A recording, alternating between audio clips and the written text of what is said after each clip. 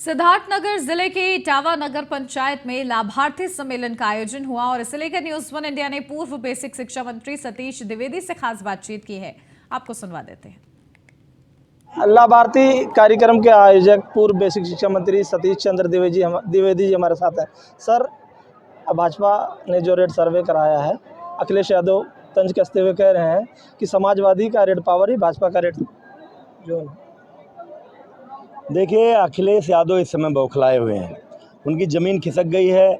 उनको 2022 के चुनाव में पता नहीं कैसे कुछ राजनीतिक विश्लेषकों ने कह दिया था कि आप सबकी सरकार बनने वाली है। वो सत्ता से बाहर की राजनीति कर नहीं सकते, वो केवल ट्विटर पॉलिटिक्स करते हैं। वो कई आरोप लगाते हैं सरकार पर। तो मैं उनसे कहता हूं, उनको छोटा हूं मैं उनसे, लेकिन सुझाव देना चाहता हूं कि अगर आपको लगता है कि सरकार कुछ किसी समस्या का समाधान नहीं कर पा रही है तो आप ज़मीन पर उतरिए। वो भाजपा ही है जो विपक्ष में रहती है तो भी जनता के बीच रहती है, सरकार में रहती है तो भी जनता के बीच में रहती है। अखिलेश जी ट्विटर पॉलिटिक्स करते हैं, रोज़ कोई ना कोई मुद्दा मिल जाता है, ट्वीट कर देते हैं, उनके ट्विटर पर लोग आनंद लेते हैं। भारतीय जनता पार्टी की चाहे मोदी सरकार हो 9 साल की, चाहे योगी सरकार हो 6 साल की, दोनों ने जन कल्याण के लिए इतना काम किया है। और जितने चाहे अपराध का सफाया करना हो, चाहे भ्रष्टाचार का सफाया करना हो, चाहे जितने भी अवैध संस्थान चल रहे हों उनका सफाया करना हो, चाहे अवैध कॉलोनियाँ जो हैं उनकी समस्याओं का समाधान करना हो, सब एक एक करके सरकार कर रही है।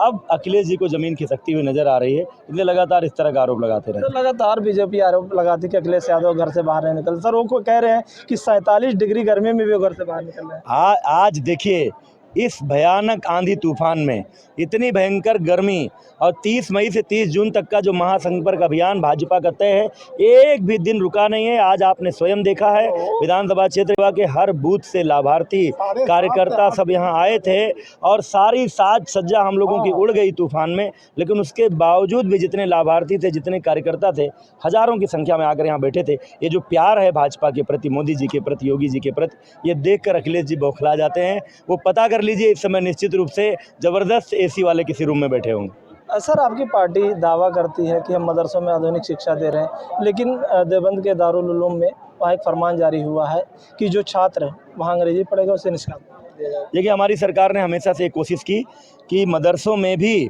जहाँ इस्लाम धर्म से जुड़ी हुई शिक्षा दी जाती है वहाँ भी गणित की, विज्ञान की, अंग्रेजी की आधुनिक शिक्षा दी जाए, ताकि वो बच्चे निकलें तो केवल मौलवी ना बने, वो इंजीनियर बन सकें, डॉक्टर बन सकें, आईएएस बन सकें, पीसीएस बन सकें और देश के विकास में अपना योगदान कर सकें।